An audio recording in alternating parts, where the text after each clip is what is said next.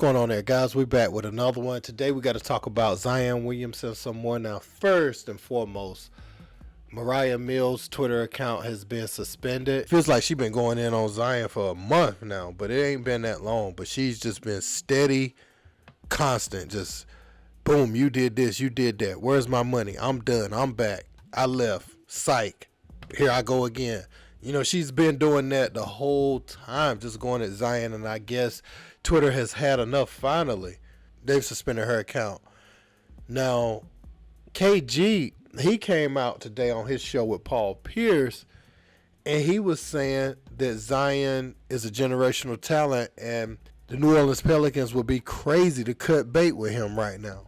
We're going to listen to what he had to say, and I'm going to tell you why I disagree, because I feel like Zion has underwhelmed just as a professional. Not even if he was just injured for things he couldn't control, okay.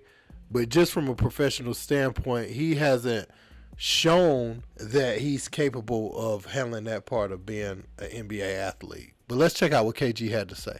First off, New Orleans, calm down. Fucking calm down. First off, Zion is a fucking human being. He's going to put his pants in one leg, and he's going to put his pants in his leg in the other leg. You understand?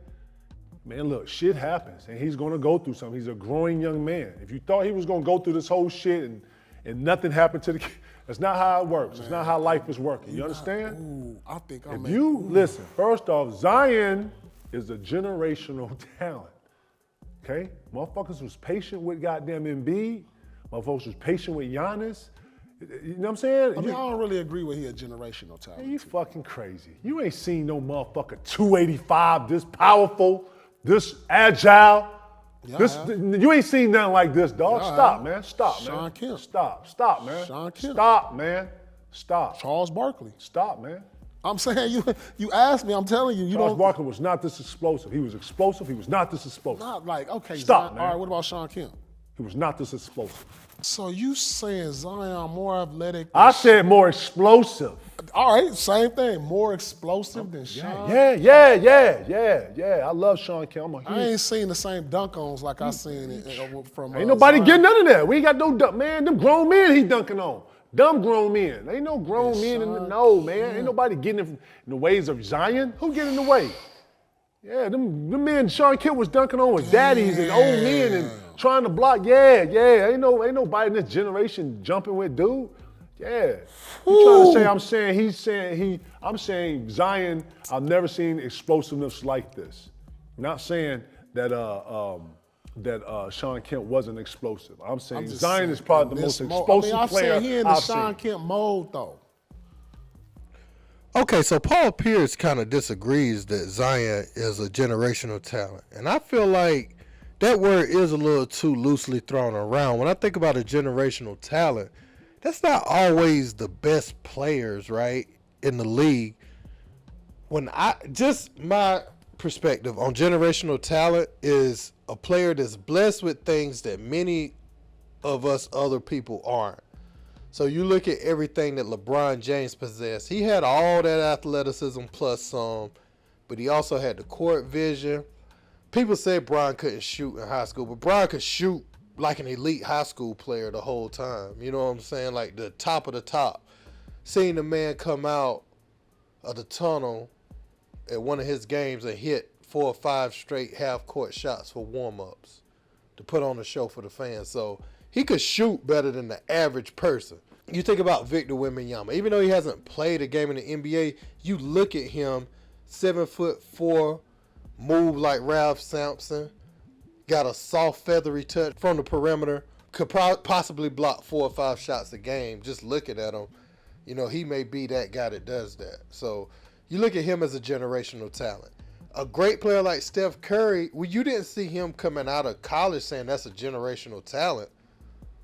So I feel like just using that word, I wouldn't use that for Jason Tatum. I guess people would look at Luka kind of like that when he came from overseas. Now, Luka plays a bad brand of basketball, hasn't been in shape, but he does have gifts. But even him, you look at him as a very talented superstar player. My definitions of generational talents hinge upon those like LeBron James, Victor, Magic Johnson, that tall as a 1.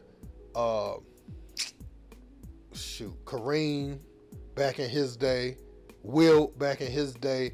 Just the freaks of nature that has a lot of basketball skill. Now, Zion has freaky athleticism, but I don't think he possesses all of the basketball intangibles that make you a freak of nature. Like, he's 6'6". I mean, not a freak of nature, but a generational talent. He's 6'6", so him having that athleticism helps him compensate for the position he has to play.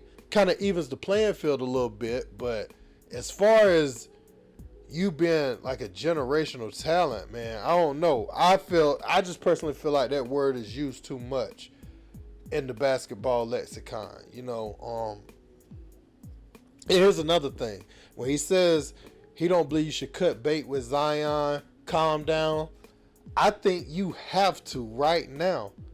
What happens if his value... all right, scenario. Keep Zion. Suppose you do what KG says. He plays 15, 20 games this year. He goes out with injury. He gains more weight. Now what can you trade Zion for next year? His value isn't just steadily decreasing. It's plummeting at a rapid rate. So how long do you hold on to that asset before you get something back? Because you can't get what you could get for it last year. Not even close. A lot of teams is going to hang up the phone on you right away when you call it with that Zion noise.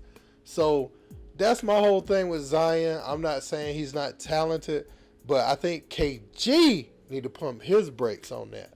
But I want to know what you guys think about it in the comments. Don't forget to like, share, and subscribe. Until next time, peace.